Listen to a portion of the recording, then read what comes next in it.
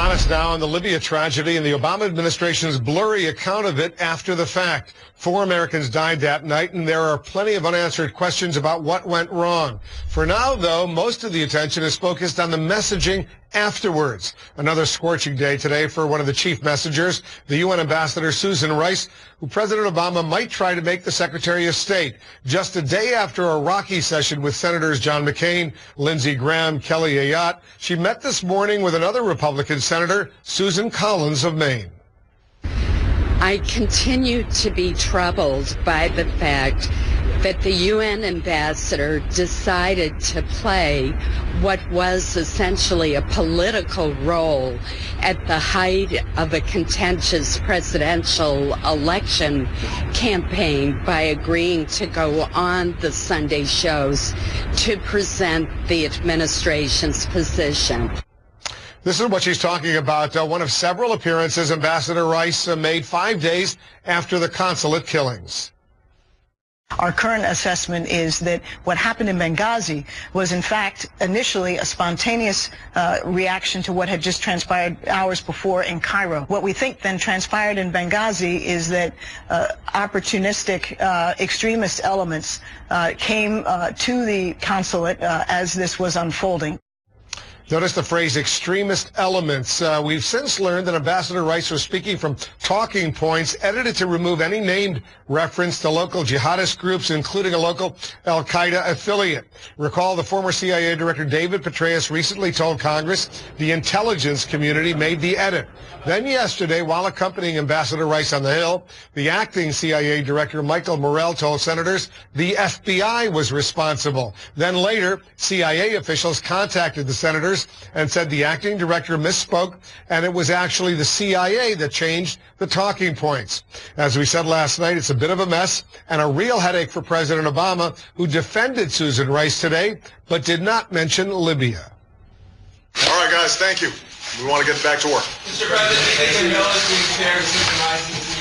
thank you so much, guys. Any thoughts on that at all? Susan Rice is extraordinary. Couldn't be prouder of the job that she's done at USUI.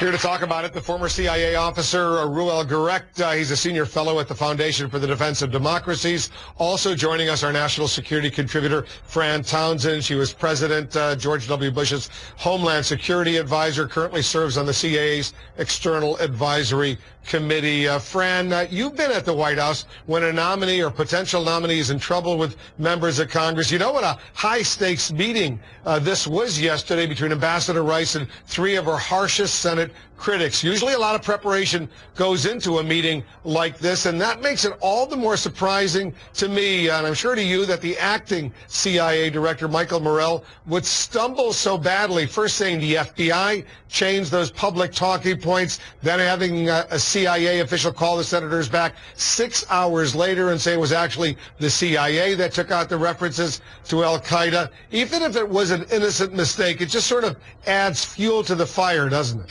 That's right, Wolf. Look, and you know, the event took place on September the 11th. Mistakes in the early days, the first few days, are understandable because of the fog of war and conflicting reports. You can sort of excuse that, but this far later, it's really unfortunate. Look, Mike Morell, the acting director of the CIA, he had been Senate confirmed as the deputy.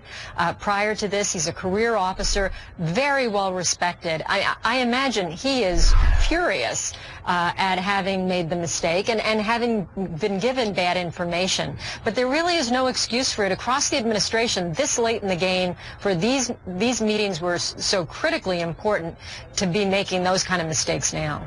And Reuel, you say it's not an insignificant mistake that Mike Morell made. No, I mean, I don't think so.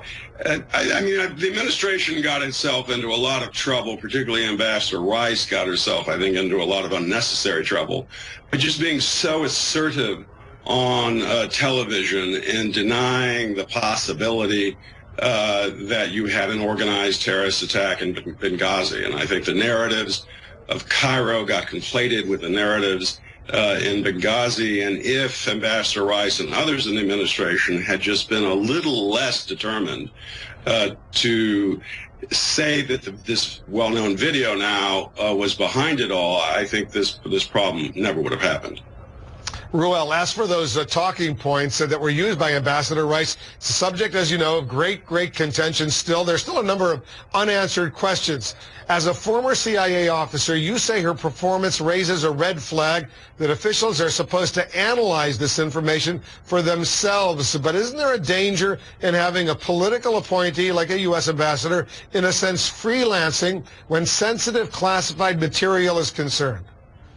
No, I don't really think so. I mean, I think Ambassador Rice could easily have said that we may have had an organized terrorist group that may have been affiliated with al-Qaeda behind the attack in Benghazi. I don't think it would have been compromising of any sensitive information. I think the administration has used that as an excuse, and it really, America has a lot of overclassification. There's no doubt about it. But that's one reason, we have adults in senior positions, is that they're supposed to be able to handle this. And I don't really think it would have been all that difficult for her to give a somewhat more nuanced discussion of what really transpired in Benghazi. Fran, you've dealt with the classified and unclassified talking points when you served over the White House. You agree with Reuel? Well, normally, Wolf, before a Sunday show, what happens is the communicators and those who've drafted the talking points, in this case perhaps the intelligence community, will prepare the individual who's going out on the Sunday shows, especially when they're going to do multiple shows, to make sure they understand where the lines are. We don't know if that happened here. If it didn't, it certainly should have, and it leads to what Reuel was saying, that you learn how to make a more nuanced argument so that you don't cross classification lines, but you don't speak inaccurately. Frankly, this was just poorly handled. Clearly the talking points were poorly coordinated, and she went out there making it sound crystal clear, and I think she was both poorly served, and then she didn't really use the talking points she was given in the way that she might have to get to Reuel's point.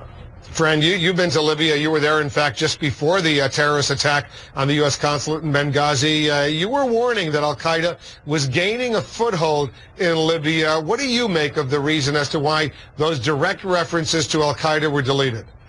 It's not, oftentimes, well, these talking points went to multiple agencies, probably a dozen agencies, and dozens of people touched them, and nobody ever took final responsibility for the clearing of them. I mean, it's sort of a typical bureaucratic fumble as far as I'm concerned. And the more frustrating thing to me, Wolf, is the fact that what we're not talking about, while we continue to talk about the talking points, what's been lost in this is what you say. Prior to this event, it was clear that terrorists were gaining a foothold in eastern Libya, and why wasn't more done to prevent the attack, to give them the security that they needed at the Benghazi consulate?